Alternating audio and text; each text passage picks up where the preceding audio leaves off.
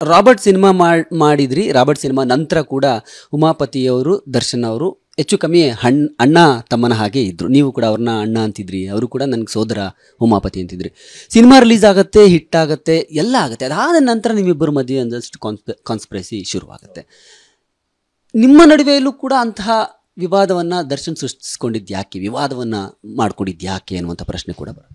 ಅದೇ ನಾವು ಸಾಯಂಕಾಲ 6 ಗಂಟೆ ಆದರೆ ಟೇಬಲಲ್ಲಿ ಕೂತ್ಕೋತಾ ಇರಲ್ಲ, ನಾವು ನೀರು ಬಾಟ್ಲ್ ಹಿಡ್ಕೊತಾ ಇದ್ವಿ, ಅದೊಂದೇ ಸಮಸ್ಯೆ. ಆಮೇಲೆ ಇನ್ನೊಂದು ಬಂದು ನಾವು ಬದುಕೋ ನಿಟ್ಟಿನಲ್ಲಿ ಆಲೋಚನೆ ಮಾಡ್ತಾಯಿದ್ವಿ. ಏನಂದರೆ ನಾವು ಯಾವಾಗಲೂ ಸ್ವಲ್ಪ ಬೇಡ ಸರ್ ಯಾಕೆ ಬೇಕು ಅಂತ ಹೇಳ್ತಾ ಇದ್ವಲ್ಲ, ಅದೇನೋ ಒಂಥರ ಅವ್ರಿಗೆ ಇಷ್ಟ ಆಗಲಿಲ್ವೇನೋ. ಆಮೇಲೆ ಏನಾಯಿತು ಅಂದರೆ ಹೋಗ್ತಾ ಹೋಗ್ತಾ ಹೋಗ್ತಾ ಹೋಗ್ತಾ ಏನಾಗ್ತದೆ, ಅವು ತುಂಬ ಒಳ್ಳೇದು ಮಾಡೋಕ್ಕೆ ಹೋದ್ರೂ ನಾವು ಕೆಟ್ಟವ್ರಿಗೆ ಕಾಣಿಸ್ತೀವಿ.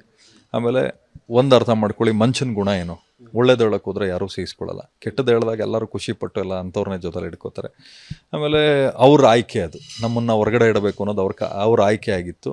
ನನ್ನ ಬ್ಯಾನರ್ಗೆ ಮಾಡಬೇಕಾಗಿರೋ ಸಿನಿಮಾನ ಬೇರೆಯವ್ರ ಬ್ಯಾನರ್ಗೆ ಮಾಡಿ ಅದನ್ನೊಂದು ದರ್ಪ ತೋರಿಸಿದ್ರು. ಇರಲಿ ಸರ್, ಇವತ್ತು ನಾನು ಹೇಳೋದಿಷ್ಟೇ, ನಾನು ಯಾವುದೋ ಒಂದು ಸಿನಿಮಾದಲ್ಲಿ ನೋಡ್ತಾ ಇದ್ದೆ, ಅಂದರೆ ನಾನು ಭಾಳ ಹಿಂದಿಂದು ಆ ಸೀನ್ ನನಗೆ ನೆನಪಾಯಿತು.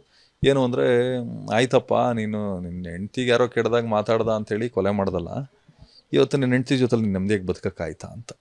ಅದು ಒಂದು ಸಿನಿಮಾ ಸೀನು, ನನಗೆ ಯಾವುದು ಅಂತ ನೆನಪಾಗ್ತಲ್ಲ. ನಾನು ಭಾಳ ಒಂದು ವಾರದಿಂದ ನೆನೆಸ್ಕೋತಾ ಇದ್ದೀನಿ, ಅದು ಯಾವುದೋ ಅಂತ ಸಿಗ್ತಾಯಿಲ್ಲ ನನಗೆ.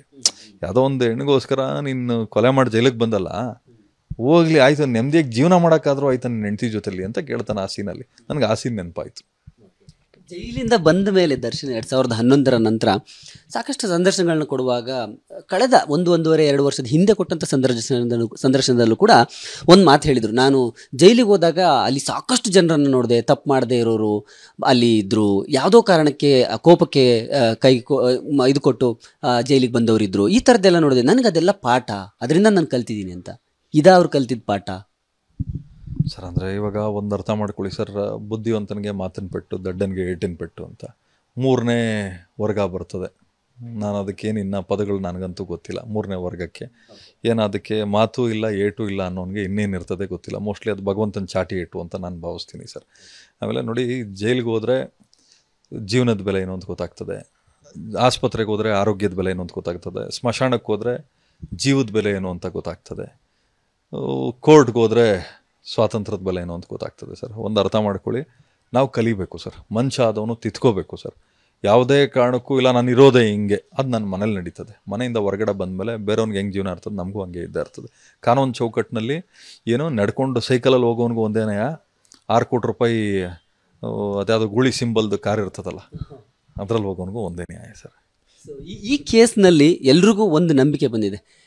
ನೀವು ಹೇಳಿದ್ರಿ ಈಗ ಎಲ್ರಿಗೂ ಒಂದೇ ನ್ಯಾಯ ಅನ್ನುವಂಥದ್ದು. ಪೊಲೀಸರು ಬಹಳ ದಿಟ್ಟವಾದಂತಹ ನಿರ್ಧಾರವನ್ನು ತಗೊಂಡಿದ್ದಾರೆ ಈ ಕೇಸ್ನಲ್ಲಿ. ಬಹಳ ಏನು ಅವರ ಶ್ರಮ ಬಹಳ ಪ್ರಮುಖವಾಗಿ ಕಾಣಿಸುತ್ತೆ. ಯಾವುದೇ ಇನ್ಫ್ಲುಯೆನ್ಸು ಯಾವುದು ಎಲ್ಲದನ್ನೂ ಹೊರತುಪಡಿಸಿ ಎಸ್ ಇಂತಹ ಒಂದು ಕುಕೃತ್ಯ ಮಾಡಿದವ್ರಿಗೆ, ಇಂತಹ ಒಂದು ಕೆಲಸ ಮಾಡಿದವ್ರಿಗೆ, ಬೀಭತ್ಸವಾಗಿ ಕೊಲೆ ಮಾಡಿದವ್ರಿಗೆ ಶಿಕ್ಷೆ ಆಗಬೇಕು ಅನ್ನುವಂಥ ನಿಟ್ಟಲ್ಲಿ ಪೊಲೀಸರು ಭಾಳ ದೊಡ್ಡ ಹೆಜ್ಜೆಯನ್ನು ಇಟ್ಟಿದ್ದಾರೆ ಅಲ್ವಾ.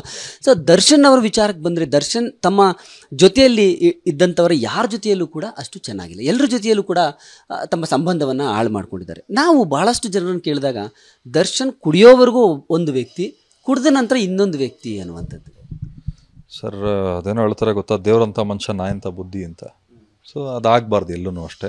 ಬಟ್ ನಾನು ಹೇಳೋದೇನೆಂದರೆ ಅವ್ರವ್ರ ಆಯ್ಕೆ ಸರ್. ಕುಡಿಯೋದು ಬಿಡೋದು ಅವ್ರವ್ರ ಆಯ್ಕೆ, ನಾವು ಅದ್ರ ಬಗ್ಗೆ ಪ್ರಶ್ನೆ ಮಾಡಬಾರ್ದು.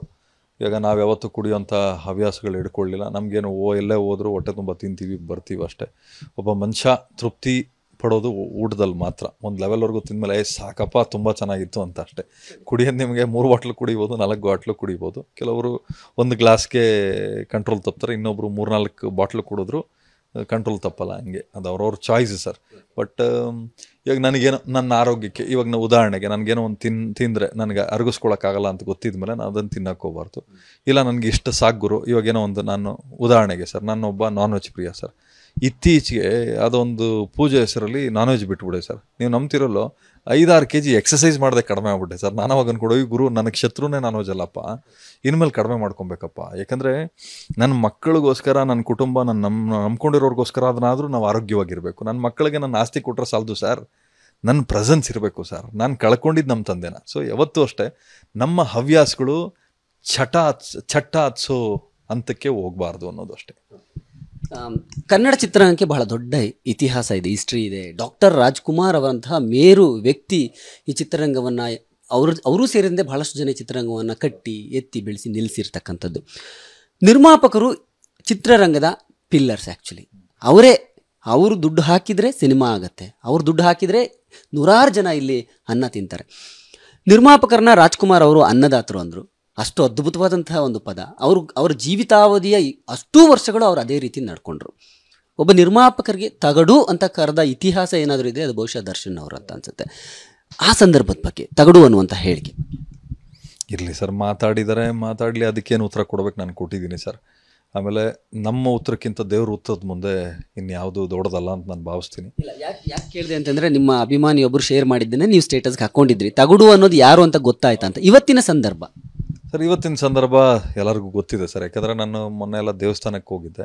ಯಾಕಂದರೆ ಮಕ್ಕಳಿಗೆ ರಜಾ ಇತ್ತು, ಇನ್ನು ರಜಾ ಹಾಕ್ಸ್ಬಾರ್ದು, ವಿದ್ಯಾಭ್ಯಾಸಕ್ಕೆ ಸಮಸ್ಯೆ ಆಗ್ತದೆ ಅಂತೇಳಿ ದೇವ್ರ ದರ್ಶನ ಮಾಡ್ಕೊಂಡು ಬಂದ್ವಿ ಸರ್. ಎಲ್ಲೋದ್ರೂ ಕೂಡ ಸರ್, ನಾನು ಉತ್ಪ್ರೇಕ್ಷೆಗೆ ಹೇಳ್ತಾ ಇಲ್ಲ, ಎಲ್ಲೋದ್ರೂ ಕೂಡ ಜನ ಎಷ್ಟು ಗೌರವಯುತವಾಗಿ ಮಾತಾಡಿಸೋರು ಅಂದರೆ, ಉಮಾಪತಿ ಅವರೇ ಬಿಡಿ, ನೀವು ಸೂಪರ್ ಬಿಡ್ರಿ, ನೀವು ಹಂಗೆ ಬಿಡ್ರಿ, ಉಮಾಪತಿ ನೀನು ಒಳ್ಳೆಯವನು ಬಿಡಪ್ಪ ಅಂದರೆ ನನಗೆ ಖುಷಿಯಾಗೋಯ್ತು ಸರ್.